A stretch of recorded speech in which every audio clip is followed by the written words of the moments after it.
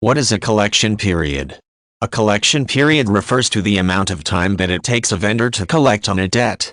Most day-to-day transactions such as at a gas station or a grocery store are made with a due upon receipt collection period. This means that a purchase is paid at the same time the purchase is made.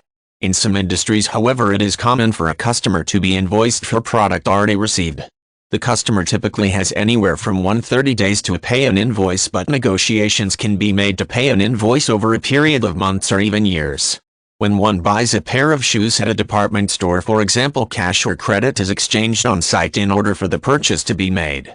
This is often not the same for business-to-business purchasing, where it is common for the vendor to invoice the customer for goods already received. The amount of time it takes for the customer to pay the invoice is called a collection period. A vendor may stipulate the terms of an invoice generated for a company. These terms are stated as net 30 or net 45, which means that the invoice is due in 30 or 45 days. This does not mean, however, that a customer will definitely pay the invoice during that time period. Many customers stretch out the payment of invoices for 60-90 days or more. It is up to the vendor to decide if the customer pays a penalty for late payment or if additional credit may be suspended until all invoices are current. The management of cash flow during the collection period is critical for the overall successful operation of any company. When a manufacturer processes an order, it has to pay for the cost of goods either upfront or on invoiced account. Then the goods have to be processed and shipped to the customer. In the meantime, payment is due to the original supplier while the customer has yet to pay for the goods.